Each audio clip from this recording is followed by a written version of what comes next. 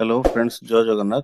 आज ये वीडियो रे मु आपण मानको कंप्लीट गाइड करबी केमिति आपण माने आपणकर जदि कार डेथ सर्टिफिकेट अप्लाई करिवारे थिबो केमिति अप्लाई करि परिबे।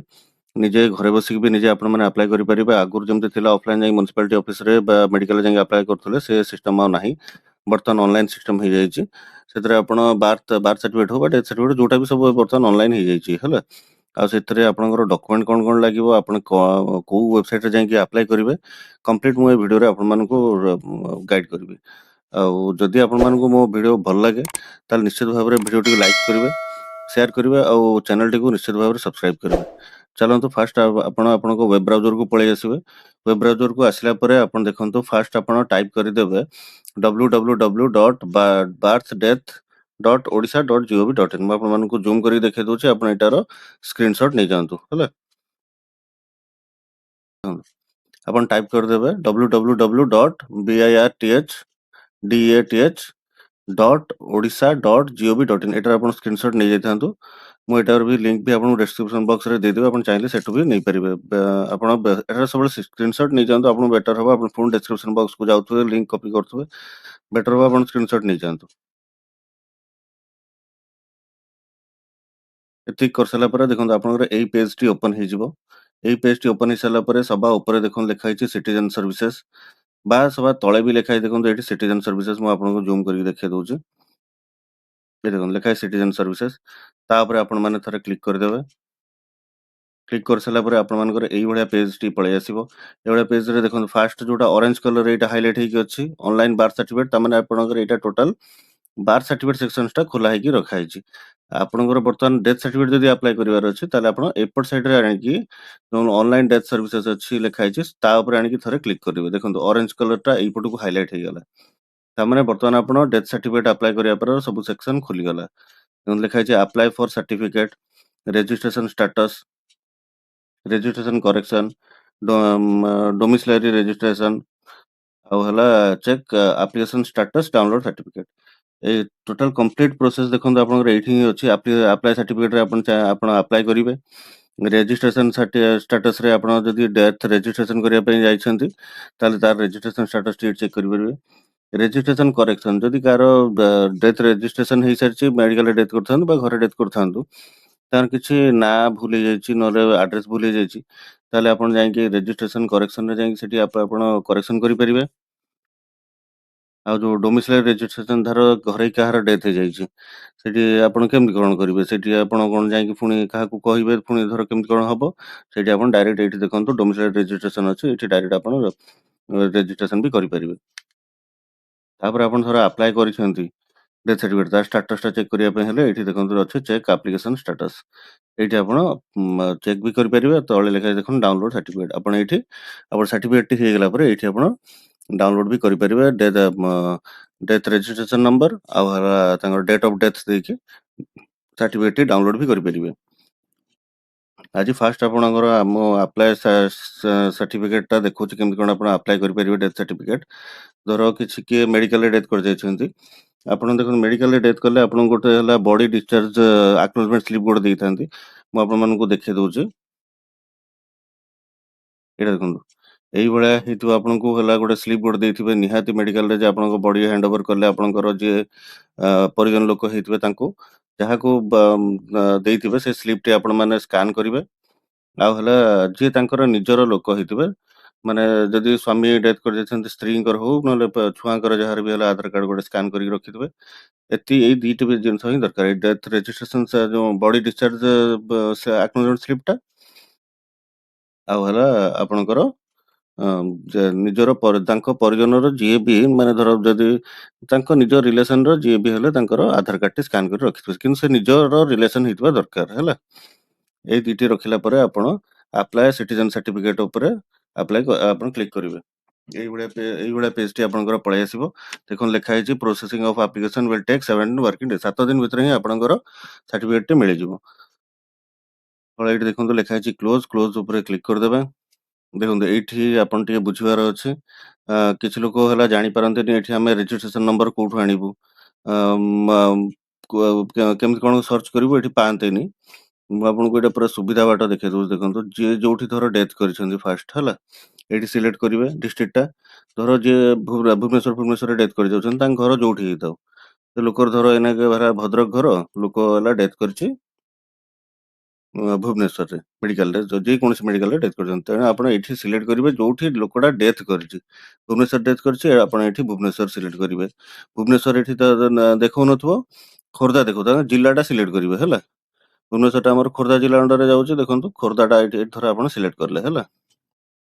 ତାପରେ ରେଜିଷ୍ଟ୍ରେସନ ୟୁନିଟ୍, ଏଠି ଦେଖନ୍ତୁ ସବୁ ମେଡିକାଲ ଅଛି, ଏମ୍ସ ହସ୍ପିଟାଲ ଭୁବନେଶ୍ୱର, ଯାହା ଯେତିକି ସବୁ ସିଏଚସି ଅଛି, ଏନ୍ଏସି ଅଛି, ସବୁ ଅଛି। ଆଉ ଯଦି କିଏ ଧର ଆମର ସମ୍ ଫମ୍ ହସ୍ପିଟାଲରେ ଧର କିଏ ଧର ଡେଥ୍ କରିଛନ୍ତି, ତାଙ୍କର କୋଉଠି ପଳେଇ ଆସିବ, ଭୁବନେଶ୍ୱର ମ୍ୟୁନିସିପାଲ କର୍ପୋରେସନ ଅଣ୍ଡରକୁ ପଳେଇ ଆସିଲା ହେଲା। ଏଠି ପାଇଲେ, ତାପରେ ଡେଟ୍ ଅଫ୍ ଡେଥରେ ଆପଣ ଏଠି ଫିଲ୍ଅପ୍ କରିବେ, ଯେ ଯୋଉ ଡେଟ୍ରେ ଡେଥ୍ କରିଥିଲେ। ତାପରେ ଦେଖନ୍ତୁ ଏଠି ଆପଣଙ୍କୁ ଧର ଆପଣଙ୍କ ମୋବାଇଲକୁ ମେସେଜ ଆସିନି ରେଜିଷ୍ଟ୍ରେସନ ନମ୍ବରଟା, ଯାହାର ମୋବାଇଲକୁ ମେସେଜ ପଳେଇ ଆସିଛି ତାଙ୍କର ବହୁତ ଭଲ, ସେ ଏଇଠି ରେଜିଷ୍ଟ୍ରେସନ ନମ୍ବରଟି ମୁଁ ଜୁମ୍ କରି ଦେଖେଇ ଦଉଛି। ଏଇଠି ରେଜିଷ୍ଟ୍ରେସନ ନମ୍ବର ଫିଲ୍ଅପ୍ କରିଦେବେ। ଫିଲ୍ଅପ୍ କରିସାରିଲା ପରେ ସିଧା ଆପଣ ପଳେଇ ଆସିବେ କୋଉଠିକି, ତଳକୁ। ଏଠି ସର୍ଚ୍ଚରେ କ୍ଲିକ୍ କରିଦେଲେ ଆପଣଙ୍କର ଯିଏ ଡେଥ୍ କରିଥିବେ ତାଙ୍କର ଡିଟେଲ୍ ଶୋ କରିଯିବ। ଯଦି ତାଙ୍କର ମୋବାଇଲ ନମ୍ବରଟି ଆପଣ ବି ଜାଣିଛନ୍ତି, ତାହେଲେ ଆପଣ ଏଠି ମୋବାଇଲ ନମ୍ବର ଉପରକୁ ପଳେଇ ଆସିବେ। ମୋବାଇଲ ନମ୍ବର ପଳେଇ ଆସିକି ଏଇଠି ଆପଣ ମୋବାଇଲ ନମ୍ବରଟି ଦେଇଦେବେ। ଦେଇ ସାରି ଏଠି ସର୍ଚ୍ଚରେ ଦେଖେଇଦେଲେ ତାଙ୍କ ଡିଟେଲ୍ ଦେଖେଇବ କିଏ ଡେଥ୍ କରିଥିଲେ ବୋଲି ହେଲା। ଆଉ ଯଦି ଆପଣମାନଙ୍କ ପାଖରେ ଏଇ କୌଣସି ଏଇ ଦୁଇଟା ଜିନିଷ ନାହିଁ, ଇନଷ୍ଟିଚ୍ୟୁଟ୍ ରିକ୍ୱେଷ୍ଟ ନମ୍ବର ଆପଣଙ୍କର ମୋବାଇଲ ମେସେଜ ହିଁ ଆସିଥିଲେ ହିଁ ପାଇବେ, ନହେଲେ ପାଇପାରିବେ ନାହିଁ। ଆଉ ଯଦି ଆପଣଙ୍କର ଏଇ ତିନିଟା ଜିନିଷ ଆପଣ ଟୋଟାଲ ଜାଣିନାହାନ୍ତି, ମୋବାଇଲ ନମ୍ବର କାହାର ଦିଆହେଇଛି କି ରେଜିଷ୍ଟ୍ରେସନ ନମ୍ବର ଆପଣଙ୍କ ମୋବାଇଲକୁ ମେସେଜ ଆସିନି, ତାହେଲେ କରିବେ କ'ଣ? ଏଠି ଦେଖନ୍ତୁ ଡାହାଣ ପଟ ସାଇଡ୍ ଯୋଉ ଲେଖା ହେଇଛି ସର୍ଚ୍ଚ ବାୟ ଅଦର ଡିଟେଲ୍ସ, ଏଠି ଦେଖନ୍ତୁ ଜୁମ୍ କରି ଦେଖଉଛି, ସର୍ଚ୍ଚ ବାୟ ଅଦର ଡିଟେଲ୍ସ, ଏଇଠି ଆପଣ କ୍ଲିକ୍ କରିବେ ହେଲା। ଯିଏ ଡେଥ୍ କରିଛନ୍ତି ଆମେ ତ ତାଙ୍କ ନାଁଟା ଜାଣିଥିବା ନିହାତି ହେଲା। ତାଙ୍କର ଏଇଠି ନାଁଟି ଆପଣ ଦେବେ। ଫାଷ୍ଟ ନାଁଟା କେବଳ ଫିଲ୍ଅପ୍ କରିଦେବେ। ପୁରା ତାଙ୍କ ଟାଇଟେଲ ଫାଇଟେଲ କିଛି ଏଣ୍ଟ୍ରି କରିବେନି, କେବଳ ତାଙ୍କ ନାଁଟା। ଧର ଜଣଙ୍କ ନାଁ ହେଲା ପ୍ରକାଶ କୁମାର ରାଉତ କି ଯାହା ହେଇଥାଉ, ଆପଣ କେବଳ ପ୍ରକାଶଟା ହେଲା ଟାଇପ୍ କରିବେ। ଆପଣ ସେ କୁମାର ରାଉତ କିଛି ଟାଇପ୍ କରିବା ଦରକାର ନାହିଁ ହେଲା। ଫାଷ୍ଟ ନେମ୍ ଖାଲି କହିଛି ହେଲା। ତାପରେ ଦେଖନ୍ତୁ ଜେଣ୍ଡରଟା ଆପଣ ଯିଏ ମେଲ୍ କି ଫିମେଲ୍ ହେଇଥିବ ସେଟା ସିଲେକ୍ଟ କରିବେ। ତାପରେ ଆପଣଙ୍କର ହସ୍ପିଟାଲ, ଯୋଉ ହସ୍ପିଟାଲରେ ସେ ଡେଥ୍ କରିଛନ୍ତି ହେଲା। ଦେଖନ୍ତୁ ସମ୍ ହସ୍ପିଟାଲରେ ଯେତିକି ଜଣ ଡେଥ୍ ହୁଅନ୍ତି ତାଙ୍କର ଭାରି ଅସୁବିଧା ହୁଏ ଯେ ହେଲା, ସମ୍ ଅଲ୍ଟିମେଟ୍ କି ସମ୍ ହସ୍ପିଟାଲ, ଯାହାର ଯୋଉଟା ହେଇଥିବ ଆପଣ ଦେଖିକି ସେଇଟା ଫିଲ୍ଅପ୍ କରିବେ। ଯଦି ଦେଖିକି ନ ଫିଲ୍ଅପ୍ କରୁଛନ୍ତି, ଖାଲି ଯାଇକି ସେଠି ସର୍ଚ୍ଚ ମାରିଲେ ଆଉ କିଛି ବି ବାହାରିବନି। ଦେଖନ୍ତୁ ମୁଁ ଆପଣମାନଙ୍କୁ ଦେଖେଇ ଦଉଛି ସମ୍ ହସ୍ପିଟାଲ। ଏଠି ଦେଖନ୍ତୁ ସମ୍ ହସ୍ପିଟାଲର ଦିଟା ଅଛି ହେଲା। ଦେଖନ୍ତୁ ସମ୍ ହସ୍ପିଟାଲ ଗୋଟେ, ଆଉ ଗୋଟେ ସମ୍ ଅଲ୍ଟିମେଟ୍ ମେଡିକେୟାର। ପ୍ରାୟ ସମସ୍ତେ ଏଇଟାକୁ ମାରି ଦିଅନ୍ତି, କହିବେ ଆମର କାହିଁକି ଦେଖଉନି, ଶୋ କରୁନି। ଆପଣ ଯାଇ ସମ୍ ହସ୍ପିଟାଲରେ ଯିଏ ଡେଥ୍ କରିଥିବ ସମ୍ ହସ୍ପିଟାଲ ମାରିବେ, ସମ୍ ଅଲ୍ଟିମେଟରେ ଯିଏ ହେଇଥିବ ସମ୍ ଅଲ୍ଟିମେଟରେ ସିଲେକ୍ଟ କରିବେ ହେଲା। ମୁଁ ଏଇଟା ଗୋଟେ ଆପଣଙ୍କୁ ଦେଖନ୍ତୁ, ଏଇପଟେ ଯାଇକି ମୁଁ ଆପଣଙ୍କୁ ଫିଲ୍ଅପ୍ କରିକି ଦେଖଉଛି। ଯିଏ ଯୋଉ ତାରିଖରେ ଧର ଡେଥ୍ ହେଇଥିବ ସେଇ ଡେଟ୍ଟା ଏଠି ଫିଲ୍ଅପ୍ କରିବେ। ତାପରେ ଆପଣ ଦେଖନ୍ତୁ ଏଇଠି ପଳେଇ ଆସିବେ ଡାଇରେକ୍ଟ ଆପଣ ସର୍ଚ୍ଚ ବାୟ ଅଦର ଡିଟେଲ୍ସରେ। କାହିଁକିନା ଆପଣ ଧର ପାଇନାହାନ୍ତି ରେଜିଷ୍ଟ୍ରେସନ, ଯିଏ ରେଜିଷ୍ଟ୍ରେସନ ନମ୍ବର ପାଇଛନ୍ତି ବହୁତ ଭଲ କଥା, ଆପଣ ରେଜିଷ୍ଟ୍ରେସନ ଫିଲ୍ଅପ୍ କରିବେ, ଡାଇରେକ୍ଟ ସର୍ଚ୍ଚରେ ମାରିବେ, ଡିଟେଲ୍ ତାଙ୍କର ଶୋ କରିବ। ଯଦି ଆପଣ ଧର ଆପଣ ଟୋଟାଲ ଜାଣିନାହାନ୍ତି, ତାଙ୍କର ଫାଷ୍ଟ ନେମ୍ଟା ଫିଲ୍ଅପ୍ କରିଦେଲେ, ଜେଣ୍ଡର ଏଇଠି ଫିଲ୍ଅପ୍ କରିଦେବେ, ମେଲ୍ କି ଫିମେଲ୍। ତାପରେ ଆପଣ ହସ୍ପିଟାଲ, ଯୋଉ ହସ୍ପିଟାଲ ହେଇଥିବ ସେଇଟା ଆପଣ ଏଇଠି ସିଲେକ୍ଟ କରିବେ, ଯୋଉଠି ସେ ଡେଥ୍ କରିଥିବେ ହେଲା। ଯେମିତି ଦେଖନ୍ତୁ ଇଏ ହେଲା ସମ୍ ହସ୍ପିଟାଲରେ ଜଣେ ଡେଥ୍ କରିଛନ୍ତି, ମୁଁ ଏଇଠି ସମ୍ ହସ୍ପିଟାଲ ଦେବି। ସମ୍ ହସ୍ପିଟାଲ ଦେଲି, ତଳକୁ ପଳେଇ ଆସିବେ।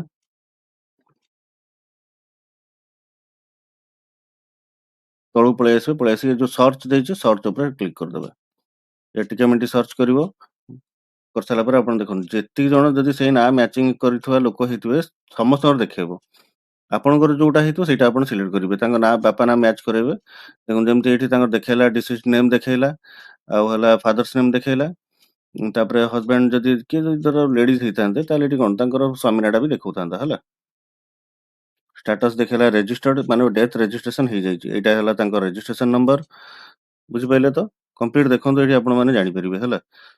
ସ୍କିପ୍ କଲେ କିଛି ବୁଝିପାରିବେନି, କି ଏ ଡେଥ୍ ସାର୍ଟିଫିକେଟ୍ କେବେ ବି ଆପଣ ପାଇବେନି। କହିବେ 7 ଦିନ ଭିତରେ କହୁଛନ୍ତି ଭିଡ଼ିଓରେ, ଦେଖିଲା ବେଳକୁ ଆମମାନେ ତ ପାଉନୁ କାହିଁ। ଯିଏ ସ୍କିପ୍ କରିକି ଦେଖିବ ସେ ଜାଣିଥାଉ ଜୀବନରେ କେବେ ଶିଖିପାରିବନି କୌଣସି ଜିନିଷ, ସେ ଏଇ ସ୍କିପ୍ରେ ହିଁ ତାଙ୍କର ପଳେଇବ। ମନେ ରଖିଥାନ୍ତୁ, ଆପଣ ଏଇଠି ଦେଖନ୍ତୁ ରେଜିଷ୍ଟ୍ରେସନ ନମ୍ବରଟା, ଆପଣ ରେଜିଷ୍ଟ୍ରେସନ ନମ୍ବରଟି ଆଗେ ଲେଖିକି ରଖିଦେବେ। କାହିଁକିନା ଆପଣଙ୍କୁ ଫର୍ଦର ଯେତେବେଳେ ଆପଣଙ୍କର ଯଦି ଷ୍ଟାଟସ୍ ଚେକ୍ କରିବା ପାଇଁ ହେବ, ସେଠି ରେଜିଷ୍ଟ୍ରେସନ ନମ୍ବର ଦେବାକୁ ପଡ଼ିବ। ସେଠି ଆଉ ମାନେ ସର୍ଚ୍ଚରେ ଆପଣ ଯାଇପାରିବେନି ହେଲା। ତେଣୁକରି ଆପଣ ରେଜିଷ୍ଟ୍ରେସନ ନମ୍ବରଟା ଲେଖିଦେଲେ। ଦେଖନ୍ତୁ ରାଇଟ୍ ସାଇଡ୍ ଆପଣଙ୍କର ଦିଆହେଇଛି ଏଠି ଆକ୍ସନ୍ ପାଇଁ 3 ଡଟ୍ସ ଯୋଉ ଅଛି ମୁଁ ଜୁମ୍ କରିକି ଦେଖେଇ ଦଉଛି। ଦେଖନ୍ତୁ ଏଇ ଯୋଉ 3 ଡଟ୍ସ ଅଛି ତଳେ ଦେଖନ୍ତୁ ଲେଖା ତା ଉପରକୁ ନେଲା ବେଳକୁ ଆକ୍ସନ୍ସ ଦେଖଉଛି ତା ଉପରେ ଥରେ କ୍ଲିକ୍ କରିବେ। ଦେଖନ୍ତୁ କ୍ଲିକ୍ କଲା ପରେ ଆପଣ ଆପ୍ଲାଏ ଅପସନ୍ ଦେଖେଇଦେଲା ଏଇଠି। ଏଇଠି ହିଁ ଯାଇକି ଆପଣମାନେ ଆପ୍ଲାଏ କରିବେ, ନହେଲେ ଏଠି କୋଉଠି ବି ଦେଖଉନଥିବ ଆପ୍ଲାଏ କରିବା ପାଇଁ ଡାଇରେକ୍ଟ। ସେ 3 ଡଟ୍ସ ଉପରକୁ ଯିବେ, 3 ଡଟ୍ସ ଉପରକୁ ଗଲା ପରେ ତାକୁ ଥରେ କ୍ଲିକ୍ କରିବେ। ସେ ତାପରେ ହାଇଲାଇଟ୍ ହେଇଯିବ ଆପ୍ଲାଏ ପାଇଁ। ଆପ୍ଲାଏ ଉପରେ କ୍ଲିକ୍ କରିଦେବେ। ତାପରେ ମାଗିବ ଦେଖନ୍ତୁ ଆପଣଙ୍କର ଯେକୌଣସି ମୋବାଇଲ ନମ୍ବର ଗୋଟେ ଦେବେ। ନା କି ଯେ ଆପଣ ମେଡିକାଲରେ ଯାହା ଦେଇଥିଲେ ସେଇଟାକୁ ଦେବେ ବୋଲି କିଛି ମ୍ୟାଣ୍ଡେଟୋରୀ ନୁହେଁ। ଯଦି ସେଇ ନମ୍ବର ଆପଣଙ୍କର ତାହେଲେ ଆପଣ ଦେବେ। ଯଦି ବି ଆପଣଙ୍କର ନିଜର କୌଣସି ନମ୍ବର ଅଲଗା ଦେବା ପାଇଁ ଚାହୁଁଥିବେ, ଏଇଠି ଆପଣ 10 ଡିଜିଟ୍ ମୋବାଇଲ ନମ୍ବରଟି ଦେବେ। ସେଣ୍ଡ ଓଟିପି ଉପରେ କ୍ଲିକ୍ କଲେ ଓଟିପିଟି ପଳେଇବ ମୋବାଇଲକୁ। ମୋବାଇଲକୁ ପଳେଇଲା ପରେ ଆପଣ ଓଟିପିଟି ଏଠି ଫିଲ୍ଅପ୍ କରିବେ। ତାପରେ ଆପଣ ପ୍ରୋସିଡକୁ ଯାଇପାରିବେ। ଆଗକୁ ଯାଇପାରିବେ ଆପ୍ଲିକେସନ କରିବା ପାଇଁ। ମୁଁ ଏଇଟା ଫିଲ୍ଅପ୍ କରିକି ଆପଣଙ୍କୁ ଦେଖଉଛି ଓଟିପି ଫିଲ୍ଅପ୍ କରିକି। ଦେଖନ୍ତୁ an OTP has been sent to your phone number ଏତିକି ଯୋଉଟା ଆପଣ ମୋବାଇଲ ନମ୍ବର ଦେଇଥିଲେ ସେଟାକୁ ଆପଣଙ୍କର ଓଟିପିଟି ପଳେଇଲା ବୋଲି ଦେଖେଇଲା। ଏଠି କ୍ଲୋଜ୍ ଉପରେ କ୍ଲିକ୍ କରିବେ। ତାପରେ ଆପଣଙ୍କର ମୋବାଇଲ ନମ୍ବର ଏଇ ଉପରେ ଦେଖାଉଥିବ। ଓଟିପିଟି ଏଇଠି ଆପଣ ଫିଲ୍ଅପ୍ କରିବେ। ଯୋଉଟା ଆପଣଙ୍କ ମୋବାଇଲକୁ ଯାଇଥିବ।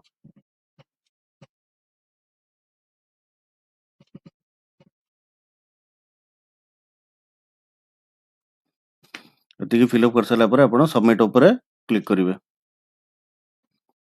ଦେଖନ୍ତୁ ଏଇଠି ଆପଣମାନଙ୍କର କମ୍ପ୍ଲିଟ୍ ପେଜଟି ଓପନ୍ ହେଇଯିବ। ତାପରେ ଏଠି ଦେଖନ୍ତୁ ଉପରେ ରହିଗଲା ତାଙ୍କର ଦେଖନ୍ତୁ ଆପ୍ଲାଏ ଫର୍ ଡେଥ୍ ସାର୍ଟିଫିକେଟ୍ ଦେଖେଇଦେଲା। ରେଜିଷ୍ଟ୍ରେସନ ନମ୍ବର ଦେଖେଇଦେଲା। ତାପରେ ଏଠି ରିଲେସନ୍ ୱିଥ୍ ଡିସିଜ୍ ଦେଖେଇଛି। ଏଠି ଲେଖା ହେଇଛି 1 number apply for death certificate. ବୁଝିପାରିଲେ ତ? ଏଇଠୁ ଆପଣଙ୍କର ଆପ୍ଲିକେସନ ଷ୍ଟାର୍ଟ ହେଲା। ଆପଣ ଆପ୍ଲାଏ କରିବେ ଡେଥ୍ ସାର୍ଟିଫିକେଟ୍ ପାଇଁ ହେଲା। ଏଇଠି ପୁରା ଷ୍ଟେପ୍ ବାଇ ଷ୍ଟେପ୍ ଦେଖିଥିବେ, କିଛି ମିସ୍ କରିବେନି, ସ୍କିପ୍ କରିବେ। ଆପଣମାନେ ଟୋଟାଲ ଭିଡ଼ିଓ ଦେଖନ୍ତୁ ନା, ଆପଣ ବାହାରି ଯାଆନ୍ତୁ। କାହିଁକିନା ଏଇଠି ଆପଣ ଇଏ କରିବେ, ସ୍କିପ୍ କରିବେ, ତାପରେ କମେଣ୍ଟରେ ଲେଖିବେ ଆପଣ କହୁଛନ୍ତି 7 ଦିନ ଭିତରେ ଆସୁଛି କିନ୍ତୁ କୌଣସି ସାର୍ଟିଫିକେଟ୍ ଆସୁନି 7 ଦିନ ଭିତରେ। ବେଟର ହବ ଆପଣମାନେ ସେଇଟା ଭିଡ଼ିଓ ଏଇଠୁ ଲେଫ୍ଟ କରିଦିଅନ୍ତୁ। ଯିଏ ସ୍କିପ୍ କରିବାର ଅଛି ଭିଡ଼ିଓ ଏଇଠୁ ଲେଫ୍ଟ କରିକି ଆପଣମାନେ ଆରାମସେ ଛାଡ଼ି ଦିଅନ୍ତୁ। ନେକ୍ସଟ ଭିଡ଼ିଓ କୋଉଟା ସ୍କିପ୍ କରିକି ଦେଖନ୍ତୁ। ଦେଖନ୍ତୁ ଆପଣଙ୍କ ରିଲେସନ୍ ୱିଥ୍ ଡିସିଜ୍ ଲେଖା ହେଇଛି। ଏଠି ଯିଏ ତାଙ୍କ ରିଲେସନର ହେଇଥିବେ, ଯେହେତୁ ଇଏ ଜଣେ ହେଲା ପୁରୁଷ ଲୋକ ଡେଥ୍ କରିଯାଇଛନ୍ତି, ତାଙ୍କର ସ୍ତ୍ରୀଙ୍କର ଚାହିଁଲେ ଆପଣ ଦେଇପାରିବେ, ତାଙ୍କ ଛୁଆ ପିଲାଙ୍କର ଦେଇପାରିବେ। ଆଉ ମନେ ରଖିଥାନ୍ତୁ ତାଙ୍କ ଆଧାରରେ ତାଙ୍କର ରିଲେସନର ନାଁଟା ଥିବା ଦରକାର।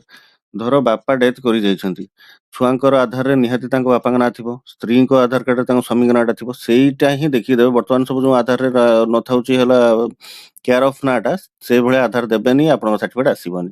ରିଜେକ୍ଟ ହବ ହିଁ ହବ, ହୋଲ୍ଡ ହବ ହିଁ ହବ। ଆପଣ କହିବେ କମେଣ୍ଟରେ ହେଲା ଆମର ତ କାହିଁ ସାର୍ଟିଫିକେଟ୍ ଆସୁନି। ଏଇ ଭୁଲଟି ହୁଏ। ମନେ ରଖିଥାନ୍ତୁ ଆପଣମାନେ ଯାହା ଯେମିତି ଧର ଜଣଙ୍କର ଏଇଠି ଆଧାର କାର୍ଡରେ ଅଛି ମୁଁ ତାଙ୍କ ସ୍ତ୍ରୀଙ୍କର ଦେଇକି କରୁଛି, ତାଙ୍କ ନାଁଟା ଅଛି, କେୟାର ଅଫ୍ରେ ତାଙ୍କ ସ୍ୱାମୀଙ୍କ ନାଁଟା ଅଛି ଯିଏ ଡେଥ୍ କରିଛନ୍ତି। ସେଇଭଳିଆ ହିଁ ଦେଇକି ଆପ୍ଲାଏ କରିବେ ସେ ଆଧାର କାର୍ଡ ଗୁଡ଼ା। ନହେଲେ ସୁଧ ଆସିବନି ଆପଣମାନଙ୍କର। ଆପଣ ସେଇ ଇଏରେ ଖାଲି କେବଳ ସେ କମେଣ୍ଟରେ ଲେଖୁଥିବେ ଆମର ସାର୍ଟିଫିକେଟ୍ ଆସୁନି। ଏଠି ଦେଖନ୍ତୁ ରିଲେସନ୍ ୱିଥ୍ ଡିସିଜ୍ ଦେଇଦେଲି ହେଲା ୱାଇଫ୍ ହେଲା। ତାଙ୍କ ଟାଇଟଲ ହେଲା ତାଙ୍କର ଯାହା ଥିବ ମିସ୍ କି ମିଷ୍ଟର କି ମିସେସ୍ ଯାହା ହେଇଥିବେ ସେଇଟା ଆପଣ ସିଲେକ୍ଟ କରିବେ ହେଲା। ଏଇଠି ଦେଖନ୍ତୁ ସବୁ ଅଛି ହେଲା।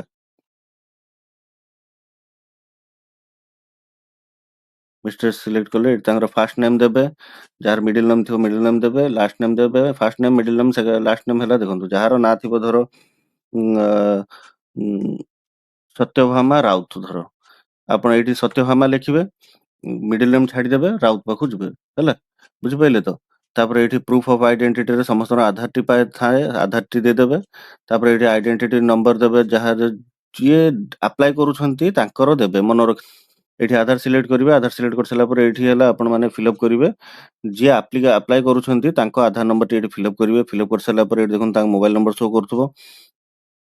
ଏଠି ଚାହିଁଲେ ଆପଣ ୟେସ୍ କରିପାରିବେ, ନଥିଲେ କିଛି ଅସୁବିଧା ନାହିଁ। ମେଲ୍ ଆଇଡି ଚାହିଁଲେ ଦେବେ, ନ ଚାହିଁଲେ ନ ଦିଅନ୍ତୁ, କିଛି ଆବଶ୍ୟକ ନାହିଁ। ତାପରେ ତଳକୁ ଦେଖନ୍ତୁ ଯିଏ ଡେଥ୍ କରିଛନ୍ତି ତାଙ୍କ ନାଁ ଦେଖାଉଥିବ, ତାଙ୍କର ହେଲା ଲାଷ୍ଟ ନେମ୍ ବି ଦେଖାଉଥିବ, ଡେଟ୍ ଅଫ୍ ଡେଥ୍ ଦେଖାଉଥିବ, ଜେଣ୍ଡର ବି ଦେଖାଉଥିବ। ତାଙ୍କ ଯିଏ କେୟାର ଅଫ୍ ହେଇଥିବେ, ଯଦି ସେ ପୁରୁଷ ଲୋକ ହେଇଥିବେ ତାଙ୍କ ବାପାଙ୍କ ନାଁ ଦେଖାଉଥିବ ଏଇଠି।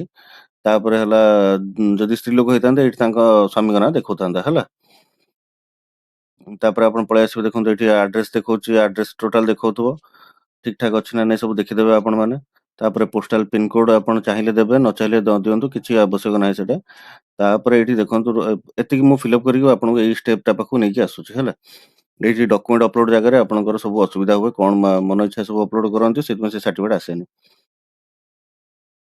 ଦେଖନ୍ତୁ ତାଙ୍କର ଡିଟେଲ୍ ମୁଁ ଫିଲ୍ଅପ୍ କରିଦେଇ ସାରିଛି, ଯିଏ ଆପ୍ଲିକାଣ୍ଟ ଅଛନ୍ତି ତାଙ୍କର ଫିଲ୍ଅପ୍ କରିଦେଇ ସାରିଛି। ଏଇଠି ରିମାର୍କ ଗୋଟେ ଦେଇଛି, ଦେଖନ୍ତୁ ଏଇଠି ଆପଣ ଲେଖିଦେବେ ଆପ୍ଲାଏଡ୍ ଫର୍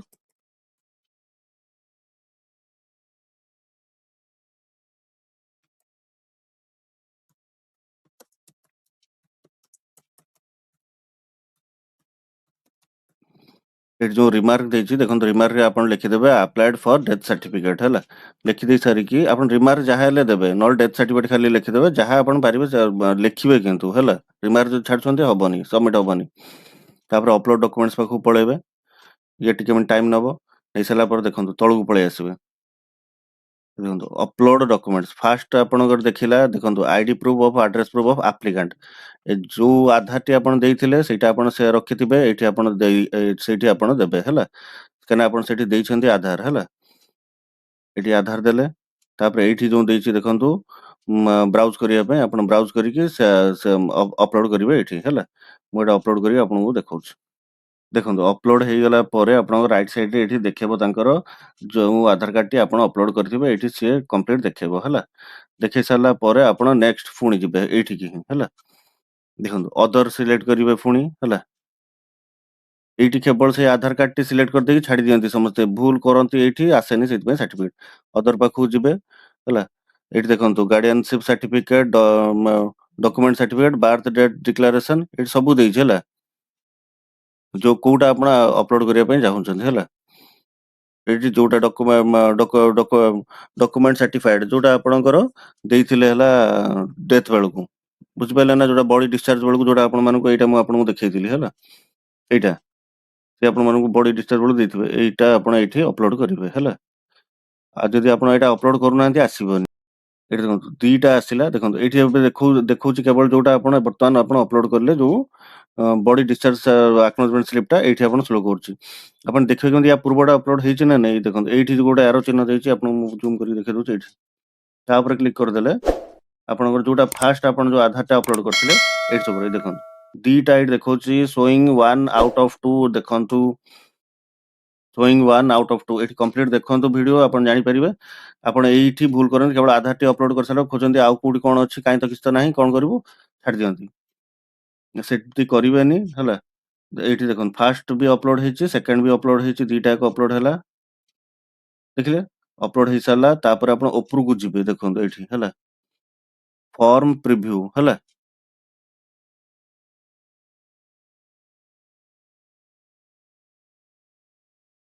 ଏଠି ପ୍ରିଭ୍ୟୁ ଉପରେ କ୍ଲିକ୍ କଲେ ଯାହା ଆପଣ ଫିଲ୍ଅପ୍ କରିଛନ୍ତି ଡିଟେଲ୍ ଏଠି ସବୁ ଶୋ କରିବ। ତାପରେ ଆପଣ ସବମିଟ୍‌ରେ କ୍ଲିକ୍ କରିପାରିବେ ହେଲା। ଏଠି ପ୍ରିଭ୍ୟୁ ପେଜ୍‌ଟି ଏଇଭଳିଆ ଓପନ୍ ହେଇଯିବ। ଓପନ୍ ହେଇଗଲା ପରେ ତାଙ୍କର ଡିଟେଲ୍ ସବୁଗୁଡା ଏଇଠି ଶୋ କରୁଥିବ, ରିଲେସନ୍ ୱିଥ୍ ଡିସିଜ୍ଡ ଯାହା ଅଛି, ମେଲ୍ କି ଫିମେଲ୍, ସବୁ ଏଇଠି ଶୋ କରୁଥିବ ହେଲା। ଯଦି ଆପଣଙ୍କର କିଛି ଭୁଲ ହେଇଥାଏ ତାହେଲେ ଆପଣ ଏଇଠି ଚାହିଁଲେ ବି ଆଉଥରେ ହେଲା ଯାଇକି ସବମିଟ୍ ଅଛି, ନହେଲେ ଏଇଠି କାଟିବା ପାଇଁ ଅପସନ୍ ଅଛି, ଦେଖନ୍ତୁ ରାଇଟ୍ ସାଇଡ୍ ଉପରେ ହେଲା। ଆପଣ ଚାହିଁଲେ ଯଦି ଆପଣଙ୍କର କିଛି ଭୁଲ ଅଛି ତାହେଲେ ଏଇଠି ହେଲା କାଟିକି ଆପଣ ପୁଣି ଥରେ ତାକୁ କରେକ୍ସନ୍ କରିପାରିବେ। ଆଉ ଯଦି ଆପଣଙ୍କର ସବୁ ଠିକ୍ ଠାକ୍ ଅଛି ତାହେଲେ ଏଇଠି ଦେଖନ୍ତୁ ସବା ତଳେ ଅଛି ସବମିଟ୍ ଅପସନ୍, ସବମିଟ୍ ଉପରେ କ୍ଲିକ୍ କରିପାରିବେ ହେଲା। ମୁଁ ଏଇଟା ସବମିଟ୍ କରିକି ଆପଣଙ୍କୁ ୟାର ଯୋଉ ରେଜିଷ୍ଟ୍ରେସନ ଆପ୍ଲିକେସନ ପେଜ୍‌ଟା ମୁଁ ଆପଣଙ୍କୁ ଦେଖଉଛି। ଦେଖନ୍ତୁ ଲେଖିଦେଲା ତଳେ ସକ୍ସେସ୍, ଫର୍ମ ସେଭ୍ଡ ସକ୍ସେସଫୁଲି ହେଲା। ଦେଖନ୍ତୁ ତାପରେ ଆପଣଙ୍କର ପଳେଇ ଆସିବ death application case created successfully with application number, ଏଇଟା has been send to Bishwanath Harichandan for approval. ଯିଏ ଆପ୍ରୁଭ୍ କରିବେ ତାଙ୍କ ପାଖକୁ ଏଇଟା ପଳେଇଲା ହେଲା ଆପ୍ଲିକେସନଟି। ସେ ଆପ୍ରୁଭ୍ କଲା ପରେ ଆପଣଙ୍କର ସାର୍ଟିଫିକେଟଟି ଆପଣ ଡାଉନଲୋଡ୍ କରିପାରିବେ। ଆପଣ ଚାହିଁଲେ ଏଠି ପ୍ରିଣ୍ଟ ଆକ୍ନୋଲେଜମେଣ୍ଟ ଉପରେ କ୍ଲିକ୍ କରିକି ଆକ୍ନୋଲେଜମେଣ୍ଟ ପେଜ୍‌ଟି ଆପଣ ପ୍ରିଣ୍ଟ ବି କରିକି ରଖିପାରିବେ ହେଲା। ଆପଣ ଏଇଠି ଦେଖନ୍ତୁ ଡାଉନଲୋଡ୍ ହେଇଗଲା। ତାପରେ ଆପଣଙ୍କର ଆକ୍ନୋଲେଜମେଣ୍ଟ ପେଜ୍‌ଟି ଏଇଭଳିଆ ଦେଖେଇବ। ଦେଖନ୍ତୁ ଏଇଭଳିଆ ଆପଣଙ୍କର ଆକ୍ନୋଲେଜମେଣ୍ଟ ପେଜ୍‌ଟି ଦେଖଉଥିବ ହେଲା। ଯୋଉଥିରେ କମ୍ପ୍ଲିଟ୍ ଡିଟେଲ୍ ତାଙ୍କର ଥିବ, କୋଉଠି ଆପ୍ଲାଏ ହେଇଛି, କଣ ହେଇଛି। ଦେଖନ୍ତୁ ଏଇଠି ତଳେ ଯୋଉ ଲେଖା ହେଇଛି ଆପ୍ଲିକେସନ ଚାର୍ଜ 0000, ସେଇଠି ଆପଣଙ୍କର କୌଣସି ଚାର୍ଜ ପଡ଼ିନାହିଁ କି ପଡ଼ିବ ନାହିଁ ହେଲା। ଯାହାର ଏଠି ଚାର୍ଜ ଦେଖଉଥିବ ତାଙ୍କର ଚାର୍ଜ ପଡ଼ିବ। ଫାଷ୍ଟ ଆପ୍ରୁଭାଲ ପାଇଁ ଯାଇଛି। ଆପ୍ରୁଭ ହେଲା ପରେ ସେ ପୁଣି ଥରେ ଚାଲାଣଟି କାଟିବାକୁ ପଡ଼ିବ। ସେଇଠି ଯୋଉଠୁ ଯାଇକି ମୁଁ ଆପଣଙ୍କୁ ଦେଖେଇଥିଲି 3 ଡଟ୍ସ ଆପ୍ଲାଏ, ସେଇଠି ଆକ୍ସନ ପାଇଁ ଦେଖଉଥିବ ହେଲା ପେ ନାଓ। ସେଇଠି ଆପଣ ଯାଇ ପେ କରିବେ। ଯାହାର ରିସେଣ୍ଟ ଡେଥ୍ ହଉଛି ରିସେଣ୍ଟ ବାହାର କରି ନେଇଯାଆନ୍ତୁ। ଆପଣଙ୍କର ପଇସା ଦେବାକୁ ପଡ଼ିବନି ଟଙ୍କାଟେ ଗଭର୍ଣ୍ଣମେଣ୍ଟକୁ। ନହେଲେ ଆପଣ ସେଇ 7 ଟଙ୍କା କି 12 ଟଙ୍କା ପଡ଼ିବ, ସେଇଟା ଆପଣ ଚାଲାଣ ଗୋଟେ କାଟିବାକୁ ପଡ଼େ। ସେ ବି ଅନଲାଇନ, କିଛି ଅଫଲାଇନ ନାହିଁ। ଆପଣ ଆରାମସେ ଦେଖନ୍ତୁ, ଏ ଲୋକର କୌଣସି ରିସେଣ୍ଟ ଡେଥ୍ ହେଇଥିବା ଯୋଗୁଁ ହେଲା ତାଙ୍କର କୌଣସି ହେଲା ଇଏ ପଡ଼ିନି, ଚାର୍ଜ ପଡ଼ିନି। 1 ବର୍ଷ ଭିତରେ ଆପଣ ବାହାର କଲେ କୌଣସି ଚାର୍ଜ ପଡ଼ିବ ନାହିଁ। ଏକୁ ଆପଣ 7 ଦିନ ପରେ ଆପଣଙ୍କର ରହିଲା ଯେଉଁ ଆପ୍ଲିକେସନ୍ ଷ୍ଟାଟସ୍ ଯୋଉଠି ମୁଁ ଆପଣମାନଙ୍କୁ ଶୋ କରିଥିଲି, ସେଇଠି ଯାଇକି ଆପଣ ରେଜିଷ୍ଟ୍ରେସନ ନମ୍ବର ଦେଇଦେବେ ଆଉ ଡେଟ୍ ଅଫ୍ ଡେଥ୍ ଦେଇକି ଡାଉନଲୋଡ଼ ପାଇଁ ଅପସନ୍ ଦେଖଉଥିବ, ସେଇଠି ଆପଣ ଡାଉନଲୋଡ଼ କରିନେବେ ଆପଣଙ୍କର ସାର୍ଟିଫିକେଟ୍। 7 ଦିନ ଭିତରେ ହିଁ ସାର୍ଟିଫିକେଟ୍ ଏଥର ସବୁ ପଳେଇ ଆସୁଛି। ଆପଣ ଆରାମସେ ସେଠି ଯାଇକି ଡାଉନଲୋଡ଼ କରିକି ଆପଣ ସାର୍ଟିଫିକେଟ୍ ବାହାର କରିନେବେ। ଆଶା କରୁଛି ଆପଣମାନଙ୍କୁ ମୋ ଭିଡ଼ିଓଟି ଭଲ ଲାଗିଥିବ। ଆଉ ଯଦି ଭିଡ଼ିଓଟି ଭଲ ଲାଗିଥାଏ ନିଶ୍ଚିତ ଭାବରେ ଭିଡ଼ିଓଟିକୁ ଲାଇକ୍ କରନ୍ତୁ ଆଉ ଚ୍ୟାନେଲକୁ ସବସ୍କ୍ରାଇବ୍ କରନ୍ତୁ। ଜୟ ଜଗନ୍ନାଥ।